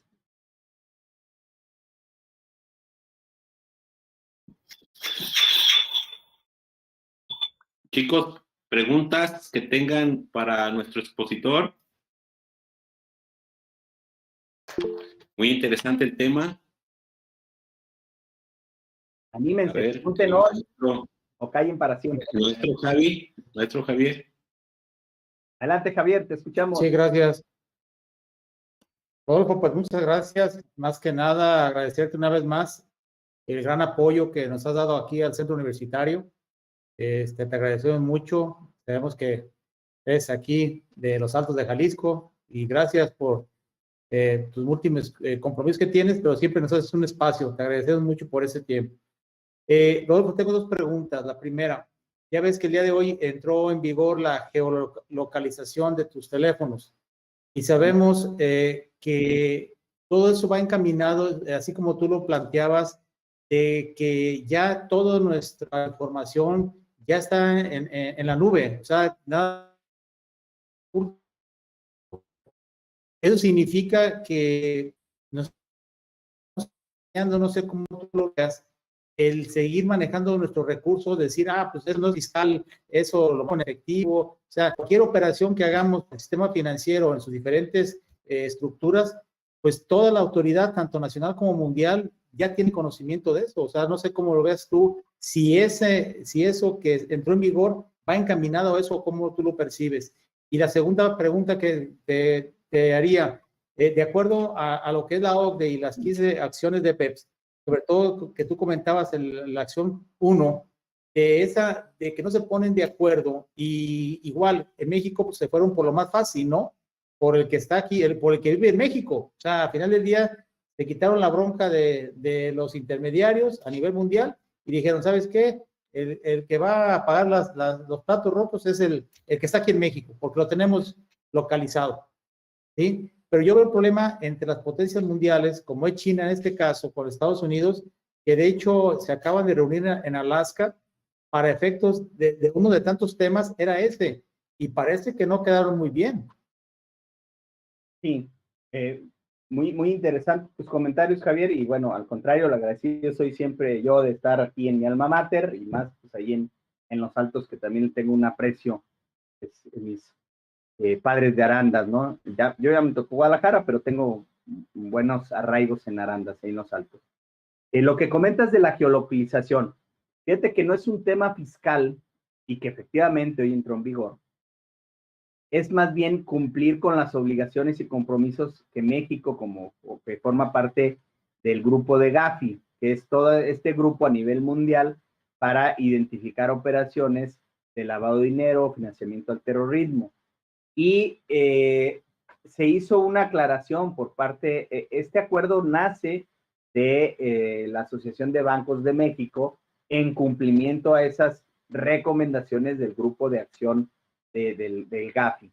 Y se hizo el día de ayer una aclaración de que solo aplica a dispositivos, si bien digitales, de operaciones financieras, pero esto es a través de aparatos móviles. Si yo hago una operación financiera, una transferencia, un pago de algo a través de mi computadora, ya me tienen identificado sin este cambio por el IP. Lo que no tenían es si yo lo hacía a través de un teléfono móvil. Y por lo tanto, no se va a hacer esa operación hasta que yo le autorice a la institución financiera que utilice herramientas de geolocalización para identificarme de dónde está. Y como no es un tema meramente fiscal, sino de compliance, de lavado de dinero, lo que se está buscando es precisamente identificar operaciones que pudieran tener indicios de lavado de dinero para identificar de dónde estoy yo siendo. Déjame exagerar el ejemplo. Un operador del Chapo está haciendo transferencias a nivel internacional, a nivel mundial, desde cuentas bancarias, pero lo está haciendo quién sabe dónde, escondido quién sabe en qué país. No va a poder operar si no ubica. Si nacen alertas, o sea, esto no está aislado, forma parte integral de todo el sistema de identificación de lavado de dinero.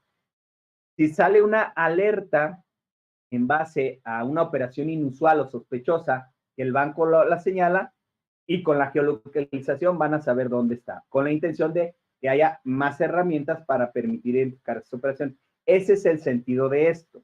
Ahora, eso no quiere decir que las autoridades fiscales, porque todo el cumplimiento al lavado de dinero depende de la Secretaría de Hacienda y Crédito Público y se lo delegó al SAT. No quiere decir que no se pueda utilizar para efectos fiscales. No es el espíritu, pero tampoco quiere decir que no se pueda usar, ¿no? Y el otro tema de esta reunión de China y demás, pues es muy complejo y nomás no se ponen de acuerdo. México ha estado participando en las reuniones. Lo último que yo tuve conocimiento fue que la última reunión que tuvieron fue en febrero de 2020, donde la expectativa de México era que se obtuvieran un 2.5 a un 3 máximo de recaudación, pero del ingreso mundial. En porcentaje soy muy chiquito, pero números son muchos miles de millones de pesos. y en eso van, pero se nos vino la pandemia y ya no se han vuelto a reunir. Y ya se nos fue todo 2020 y no se pusieron de acuerdo. Entonces, pues hay que seguir alertas a esa acción 1 para estar viendo cómo va evolucionando y va a haber cambios. Es decir, estas reformas que acabamos de analizar, de cómo está hoy la tributación de la economía digital en México, es temporal. Va a cambiar de fondo cuando se logre un consenso a nivel internacional en los miembros de la OCDE, como lo es México.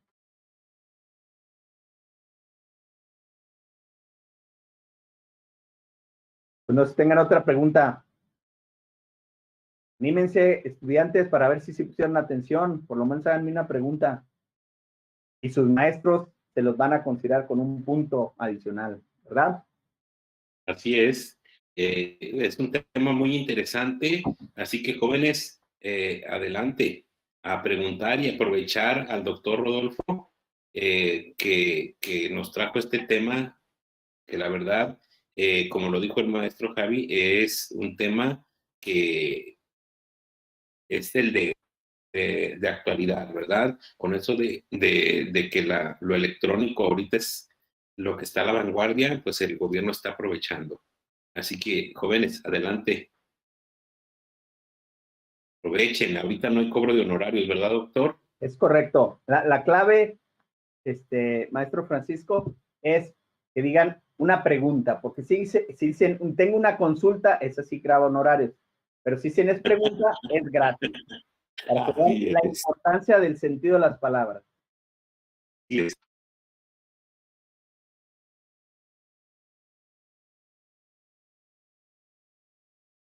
Bueno, pues, si no hay preguntas, quiero pensar que todo quedó muy claro y eso me conforta.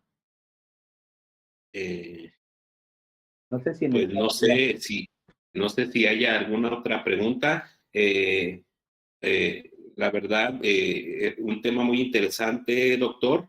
Quiero agradecerle a nombre del doctor Guillermo Tovar, ya que por cuestiones tuvo que retirarse ahorita a una reunión con el secretario académico. Me pidió que le agradeciera y que siga la invitación, ¿verdad?, para contar con su participación, así como lo dice el maestro Javi, igual en el centro universitario por allá de Atotonilco, que nos acompañen. Ahorita aprovechar la modalidad virtual y cuando sea presencial lo esperamos con mucho gusto para que comparta sus conocimientos. Muchas gracias. Gracias a nombre del maestro Guillermo, gracias a nombre del departamento y de los profesores que lo conformamos. Y pues, ¿qué más me queda, verdad? Más que agradecer y poner en práctica el conocimiento que adquirimos aquí con este tema tan novedoso. Muchas gracias. El agradecido soy yo y esperemos que ya pronto podamos vernos presencialmente, siempre muy bien atendido en Atotonilco y ahí también con el doctor Guillermo Tovar, y pues siempre apuntadísimo con la profesión y con mi alma mater. Muy complacido como siempre y gracias por su invitación. Esperemos pronto podernos ya ver presencialmente para poder discutir temas con todos ustedes. Muchísimas gracias. Gracias, doctor. Muchas gracias, Rodolfo. Gracias, jóvenes. Gracias por su participación, jóvenes. Gracias y bueno, sigan echando ganas, que están en una de las mejores profesiones, sin duda. Así es, muchas gracias. Nos vemos en la próxima. Buenas tardes. Buenas tardes. Hasta luego. Luego. Gracias, hasta luego.